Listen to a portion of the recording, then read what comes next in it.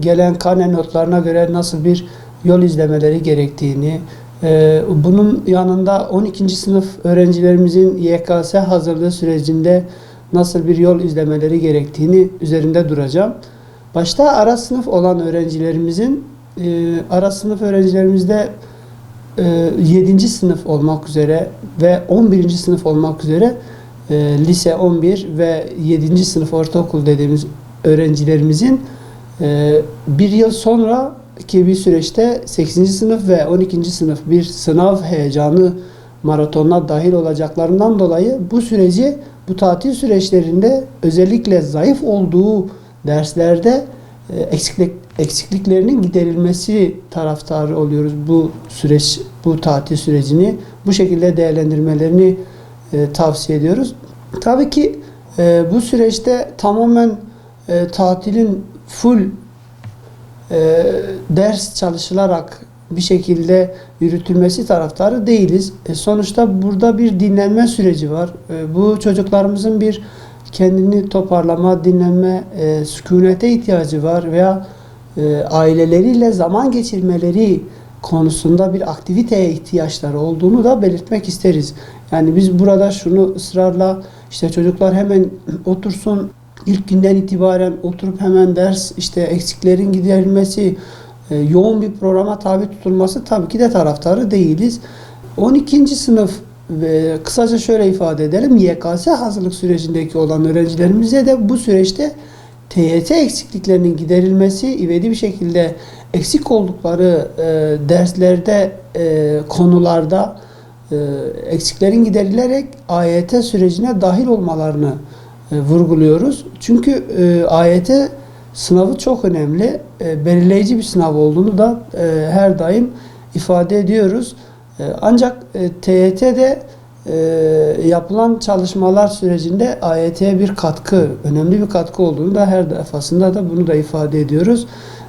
Yani bu süreçte ne yapacak? Öğrenci bu tatil sürecinde TYT konularının eksiklerini giderilerek TYT'de bundan sonraki süreçte branş denemeleri diye tabir ettiğimiz işte Türkçe branş denemeleri, fen branş denemeleri, sosyal branş denemeleri ve matematik branş denemeleri olarak bu sürece tabi tutulmaları, yani artık o sürece geçmeleri gerektiğini vurguluyoruz. Hangi alandan? TYT alanından. Ancak burada eksik konuların ivedi bir şekilde, yani ivedi bir şekilde derken burada anlaşılarak iyi bir şekilde bir süreç yürütülmesi gerektiğini de vurguluyoruz.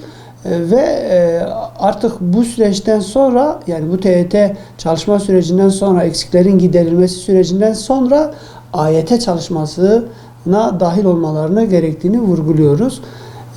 Şimdi karne heyecanı var dedik. Karne heyecanında öğrencilerimiz, çocuklarımız, evlatlarımız bizim geleceğimizdir tabii ki. Burada velilerimiz o kağıt parçasında geçen notun öğrenciyi yansıtmadığını elbette ki bilmelidir. Gerek zayıf olsun, gerek de iyi bir not olsun. İyi not olduğunda da bu öğrencimizi yansıtmadığını da bilmeleri gerektiğini vurguluyoruz. Kötü bir not olduğunda da bu öğrencinin işte notu böyledir, kötü not olduğundan dolayı öğrenci o şekilde kategorize edilmesi kategorize edilmemesi gerektiğini vurguluyoruz. Çünkü o dediğim üzere o kağıt parçasındaki o nottan yani birkaç rakamdan ibarettir. İnsanların bir davranışlarıyla, işte bir derslerindeki zayıflıklarıyla ele alınmaması gerektiğini, eğer varsa o eksikliklerin yanında olduğunu, işte oğlum veya evladım veya kızım bak ben senin yanındayım, tamam fenden zayıf olabilirsin ama senin en büyük destekçin benim, ben sana bu konuda yardımcı olacağımdan kesinlikle şüphen olmasın, sana inanıyorum. Çünkü bu cümleler yani paha biçilmez ifadelerdir, cümlelerdir. Ama bunun yanında olumsuz ifadeler kullanıldığı takdirde bu sefer o çocuk kendine olan güvenini maalesef tamamen yitirmektedir ve bu büyük olumsuzluklara sebebiyet vermektedir. Ayrıca LGS dediğimiz, yani lise sınavlarına giriş sürecinde olan öğrencilerimizi de burada eksiklikleri konusunda işte başta ailelerin destekleriyle güzel bir program, ama bu programda şunu da belirtiyorum, sıkmayacak şekilde, aralarda böyle aileyle zaman geçirilebilecek güzel aktiviteler yapılarak sunulduğu zaman öğrenci o ders çalışma sürecinin ara saatinde aileyle güzel bir işte çay muhabbeti, ne bileyim işte güzel bir sohbet ortamı oluşacağından veya işte aileyle, babayla, ebeveynlerle dışarı işte bir hava alma, işte onlarla zaman geçirmenin o heyecanı içerisinde o çalışmayı daha iyi yürüteceği için bunu bu şekilde devam ettirmelerini tavsiye ediyoruz. Yani LGS bizim için önemlidir. Çünkü lise, güzel bir liseye, işte nitelikli bir liseye geçiş sürecinde öğrencilerimizin mutlaka bu çalışmayı iyi şekilde yürütmesi gerekiyor. Ama burada bütün yükü, bütün sorumlulukları, bütün taşı çocuklara atmak, işte bütün yükümlülükleri çocuklara yüklemek bu pek de doğru olmayacaktır. Burada hani bizim halk deyimiyle işte taşı altına elini koymanın bize de düşen bir payı olduğunu ebeveynler başta olmak üzere diyorum.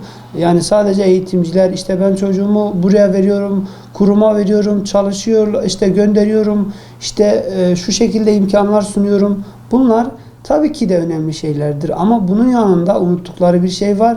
Bir manevi destek. Manevi destek olmadığı zaman bu çocuklar işte sadece beni ailem, ebeveynlerim sadece beni bu sürece bu şekilde tabi ettiklerinden dolayı, bundan dolayı o iç huzur dediğimiz, iç güven dediğimiz veya işte aileden eksik olan o desteği görmediğinden dolayı maalesef başarılı olma yolunda zayıf kalmaktadırlar.